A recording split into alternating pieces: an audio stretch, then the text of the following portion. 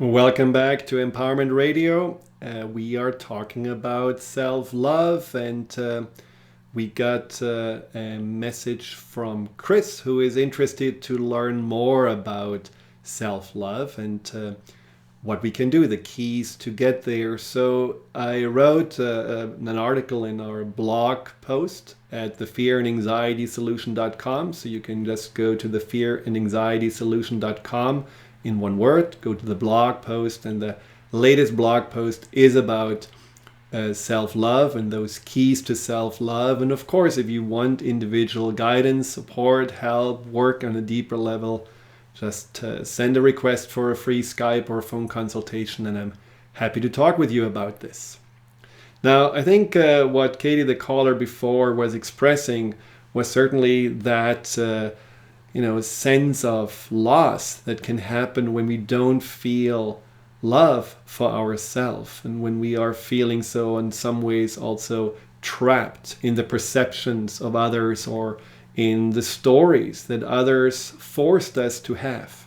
And I have a client of mine who wrote me a little email recently, and I wanted just to share this with you because she demonstrates what actually can happen when we do finally, after all these difficulties and challenges in our past, when we learn to love ourselves. And what she says is, I cannot begin to tell you how grateful I am for you and the work you have done with me.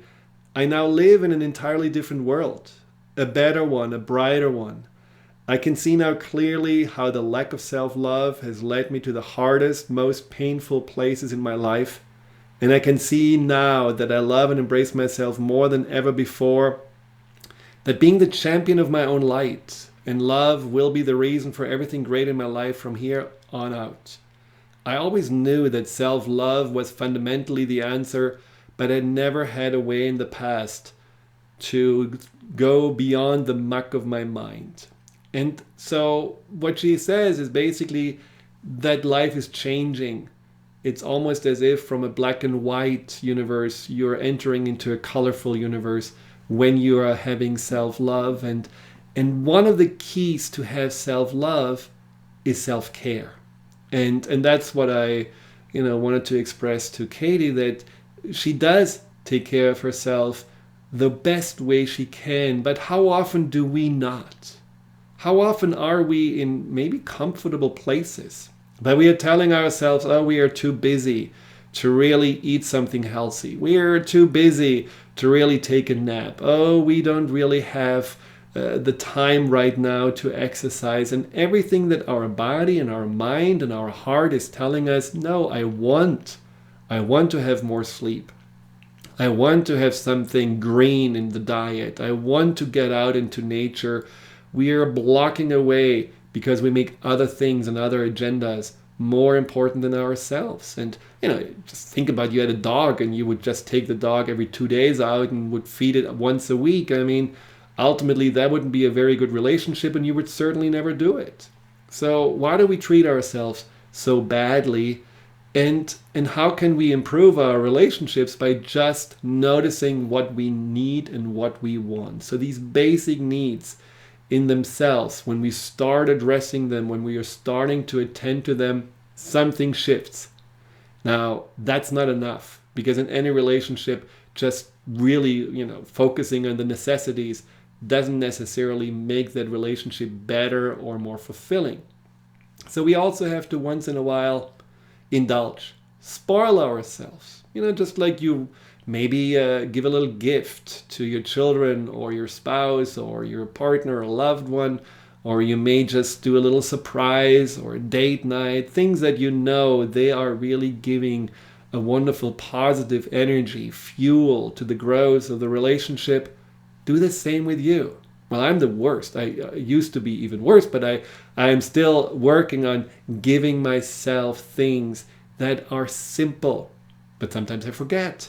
Like you go to the grocery store and you see this delicious little basket of raspberries. And in my mind, I can see those raspberries in my cereal swimming, but they're $6, so I'm not buying them. I mean, how crazy is that? And how often do we do exactly that there is something where we could splurge a little bit, where we could say, you know what, I have been working out 4 days a week already. I'm just going to stay 20 minutes longer or 15 minutes longer in bed because it's miserable outside and it's just so cozy inside. Do we allow ourselves that? Or on the weekends, rather than being busy around the house, we just say, put the feet up, read a nice book, listen to nice music, be lazy, in quotation marks, once in a while. So these things where we give ourselves permission to just, again, indulge and spoil and really just treat and pamper ourselves well. To not always be so hard on ourselves, to not always ask more and more and more like the slave drivers, but really pay attention to where we're at, what would feel good, what would make us happier or fill us up more. That also builds a greater sense of connection and self-love. Now, there's so many more steps we could talk about, but one of the steps I really find so important, and that's something that I think most of us are struggling with, which is self-appreciation. Now, self-appreciation is basically the habit to say, good job. I'm really happy for what I did today, and I'm really happy for who I showed up today. It's just something we don't do. Often I ask clients, so write down 3 things that you appreciate about yourself every night and come back after a week and tell me what you found. First of all, I would say 50% just completely ignore or forget that I ever told them to do that. And the other 30% write things down that they appreciate about their lives or the people they live with or anything like this. And there's a very small percentage that actually is finding reasons to appreciate themselves. But the first go around, usually this is about what they have done. Cleaned the dishwasher, got something, done in time, and it's not about who they are.